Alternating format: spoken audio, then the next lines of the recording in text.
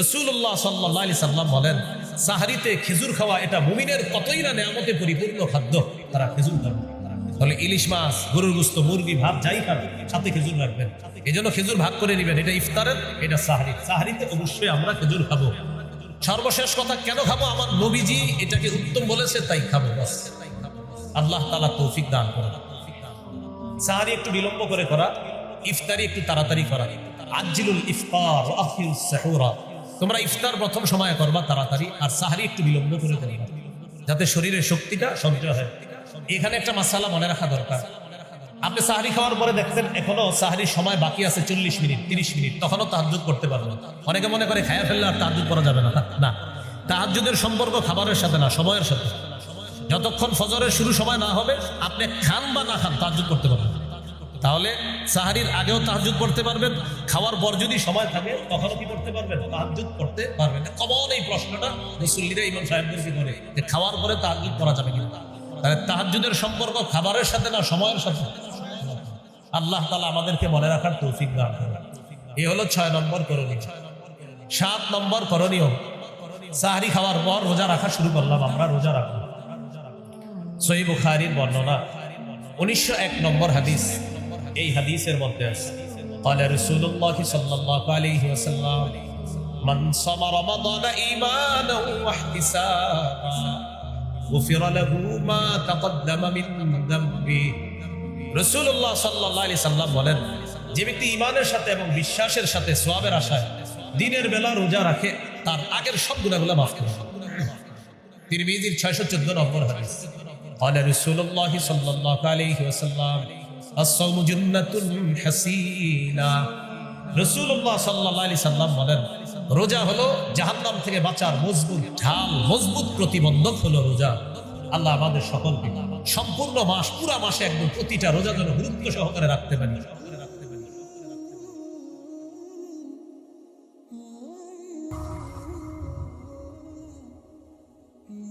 সাহরির সময় উঠে আমরা 8 রাকাত তাহাজ্জুদ করব। কয় রাকাত? 8 রাকাত তাহাজ্জুদ রাসূলুল্লাহ সাল্লাল্লাহু আলাইহি সাল্লামের 12 মাসের আমল। নবীজি নিয়মিত 8 রাকাত তাহাজ্জুদ করতেন। তো যেহেতু আল্লাহ তাআলা রমজানে আমাদেরকে উঠিয়ে দিবেন, এজন্য আমরা 8 রাকাত তাহাজ্জুদ করব। তাহলে প্রথম রাতে সাহাবায়ে কেরামের ঐক্যমত ইজমা 20 রাকাত তারাবি পড়ব। তারাবি হলো শুধু রমজানের নামাজ, আর নবীজির 12 মাসের নামাজ হলো তাহাজ্জুদ 8 রাকাত। এটা যেহেতু সাহরির সময়, আজকে চাইলে আপনি আজকেও পড়েন, রমজানে যেহেতু আমরা উঠেই যাই, এজন্য রমজানে সাহরির সময় উঠে আমরা 8 রাকাত তাহাজ্জুদ করব। আল্লাহ তৌফিক দান করুন। তিরমিজির হাদিস 2616 নম্বর হাদিস, লম্বা হাদিসের অংশ বিশেষ। মুআয ইবনে জাবাল রাদিয়াল্লাহু তাআলা আনহুকে রাসূলুল্লাহ সাল্লাল্লাহু আলাইহি সাল্লাম বলেন, আলা আদুল্লুকা আলা আবওয়াবিল খাইর। মুআয, আমি কি তোমাকে কল্যাণের দরজা সমূহের কথা বলবো না? রাসূলুল্লাহ সাল্লাল্লাহু আলাইহি সাল্লাম বললেন, কল্যাণের অনেক দরজা, এর মধ্যে অন্যতম কল্যাণের দরজা হলো 3টি। কয়টি? 1 নাম্বার আস-সাওমু জুন্নাহ, সিয়াম হলো কল্যাণের 1 নাম্বার দরজা। 2 নাম্বার আস-সাদাকা, সদকা। সদকা এমন একটা আমল, তুতিউল খাতিআতা কামা ইউতিউল মাউন নার। পানি যেমন আগুনকে নিভিয়ে দেয়, সদকা মানুষের গুনাহগুলো ধুয়ে মুছে সাফ করে। 3 নাম্বার ওয়াসালাতুর রাজুলি মিন জাওফিল লাইল, রাতের বেলা তাহাজ্জুদ নামাজ পড়া। রাতে কি পড়া? তাহাজ্জুদ নামাজ পড়া। তাহলে 3 নাম্বার তারাবি পড়া, 4 নাম্বার তেলাওয়াত করা, 5 নাম্বার তাহাজ্জুদ করা। তারাবি সাহাবায়ে কেরামের ঐক্যমতে 20 রাকাত তারাবি শুধু রমজানের আমল, আর 8 রাকাত তাহাজ্জুদ 12 মাসের আমল। চেষ্টা করব 12 মাস পড়ার জন্য, কিন্তু 12 মাস যেহেতু কর্মব্যস্ততার কারণে আমরা উঠতে পারি না, শরীর ক্লান্ত থাকে, তাই ফজরের সময় উঠি। রমজানে যেহেতু আমরা উঠবো সাহরি খাওয়ার জন্য, ইনশাআল্লাহ রমজানে সাহরির সময় 8 রাকাত তাহাজ্জুদ করার চেষ্টা করব। আল্লাহ তৌফিক দান করুন। 6 নাম্বার সাহরি খাবো।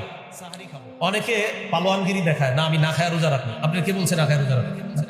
সাহরি খাবেন। সাহরি খাওয়া নবীজির সুন্নাত, সাহাবায়ে কেরামের সুন্নাত। সহিহ বুখারীর বর্ণনা 1921 নম্বর হাদিস, 1921।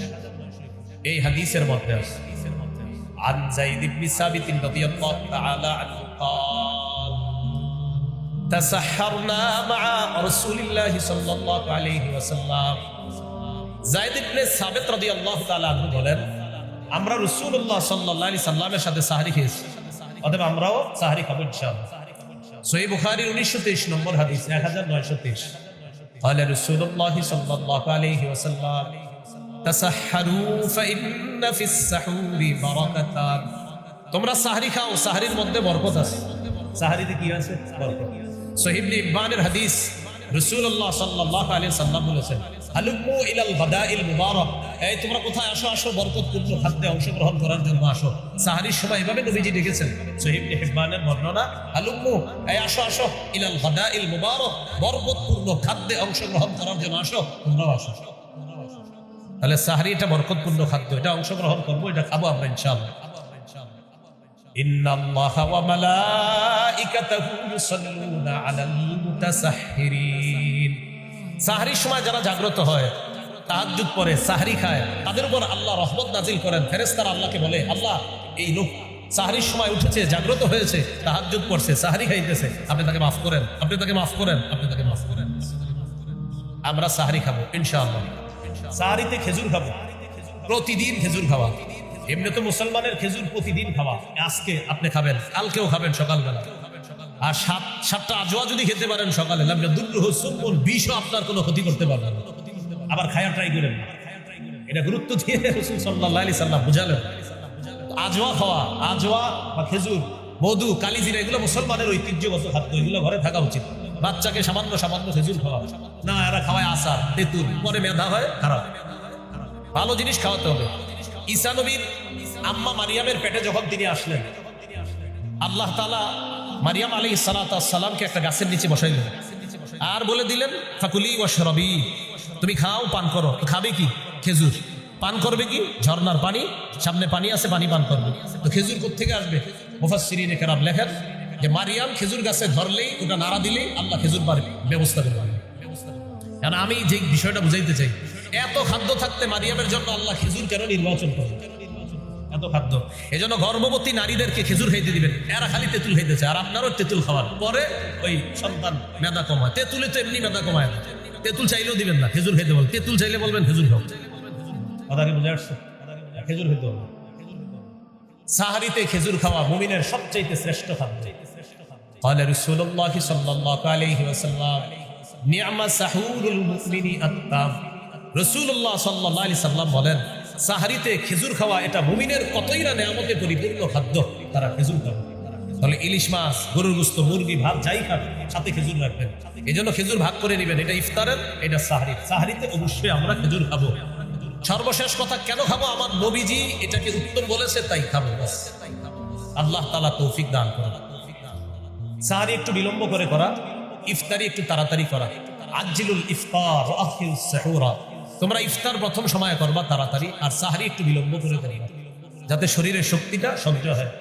এখানে একটা মাসালা মনে রাখা দরকার। আপনি সাহারি খাওয়ার পরে দেখছেন এখনো সাহারির সময় বাকি আছে 40 মিনিট 30 মিনিট, তখনও তাহাজ্জুদ পড়তে পারবেন। অনেকে মনে করে খায়া ফেললে আর তাহাজ্জুদ পড়া যাবে না। না, তাহাজ্জুদের সম্পর্ক খাবারের সাথে না, সময়ের সাথে।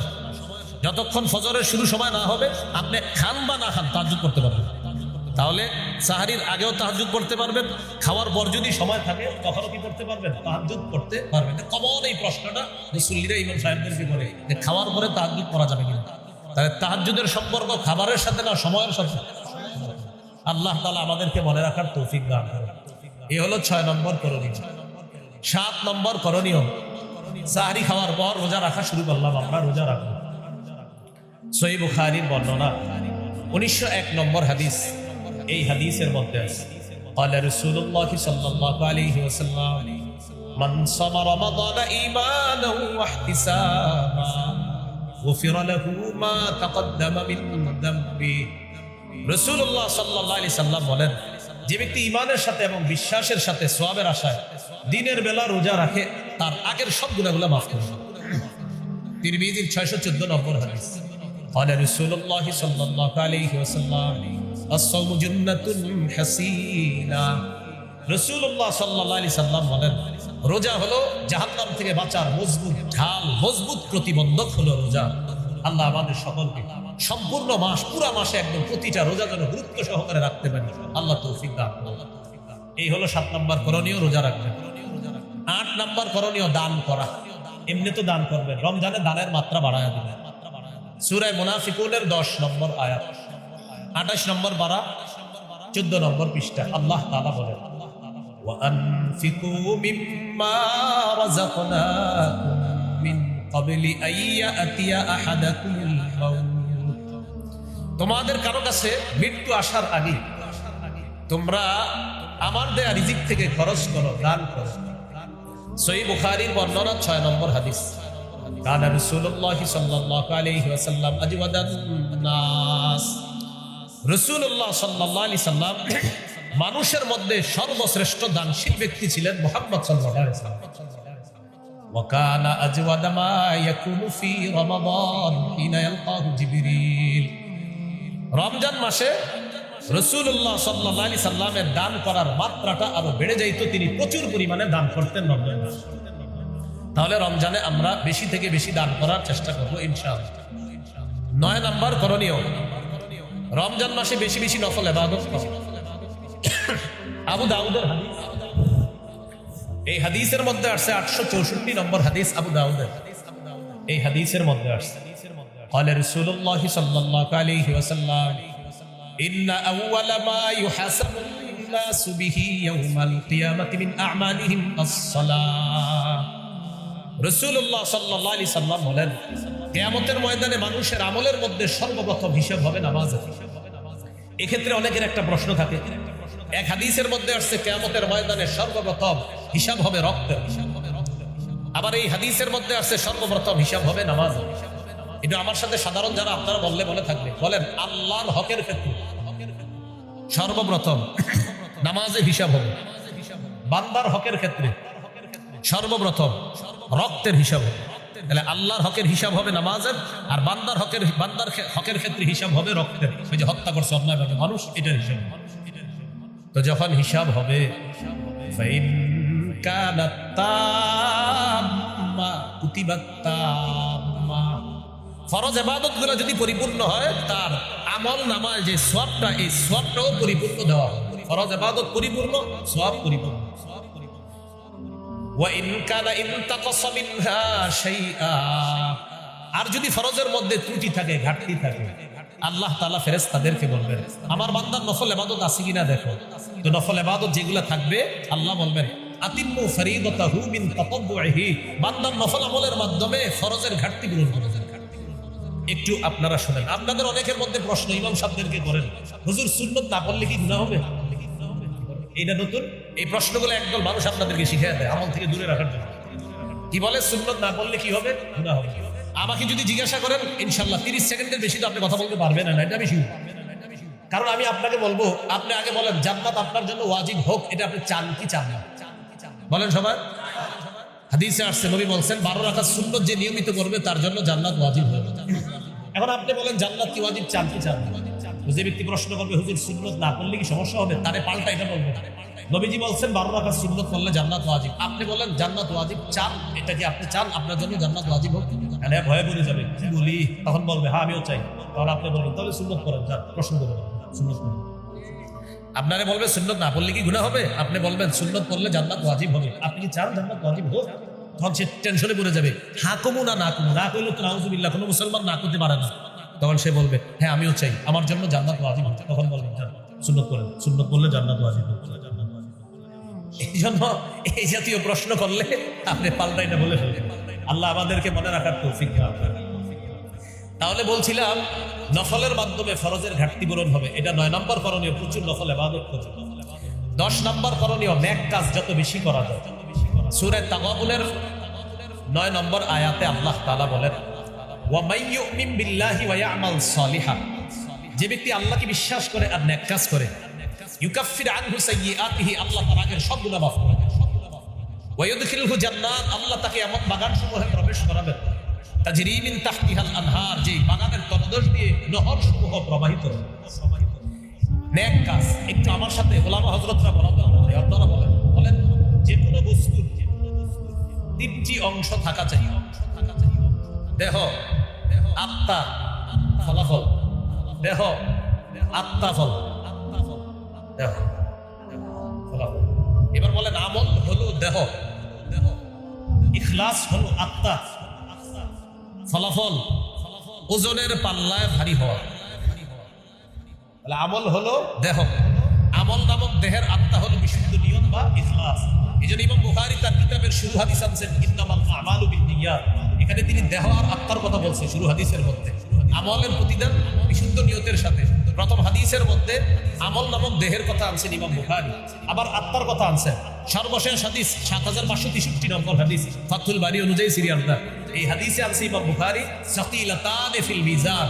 প্রথম হাদিসে শিখাইলেন যে মানুষ শোনো, প্রথম হাদিসে তোমাদেরকে আমি শিক্ষা দিলাম আমল নামক দেহ, আর এই আমল নামক দেহের আত্মা অর্জন করবা বিশুদ্ধ নিয়ত আর ইখলাসের মাধ্যমে। যদি এটা অর্জন করতে পারো, সর্বশেষ হাদিস দিয়ে বুঝায় সাকিলাতানে ফিল মিজান, তোমার আমল ইখলাসওয়ালা যদি হয়, এটা যদি একটু কমও হয় ওজনের পাল্লায় ভারী হয়। এই জন্য তিনটা অংশ থাকা চাই, দেহ, আত্মা, ফলাফল। দেহ হলো আমল, আত্মা হলো ইখলাস, ফলাফল ওই ইখলাসওয়ালা আমল ওজনের পাল্লায় ভারী হয়ে যাবে। রমজানে বেশি থেকে বেশি নেক আমল করবো, বলি ইনশাআল্লাহ। আল্লাহকে সবাই দেখতে চাই তো ইনশাআল্লাহ। দুই শর্ত মৌলিক আল্লাহকে দেখা। কয় শর্ত? দুই শর্ত। সূরা কাহফের ১১০ নম্বর আয়াত, মানে সর্বশেষ আয়াতে আল্লাহ বলেন ফামান কানা ইয়ারজু লিকা রাব্বিহি ফালইআমাল আমালান সালিহা। যে ব্যক্তি তার রবের সাক্ষাৎ কামনা করে, ফালইআমাল আমালান সালিহা, সে যেন এক কাজ করে। দুই নম্বর, ওয়ালা ইউশরিক বিইবাদাতি রাব্বিহি আহাদা, সে যেন তার রবের ইবাদতে কাউকে শরীক না করে, অংশীদার না বানায়।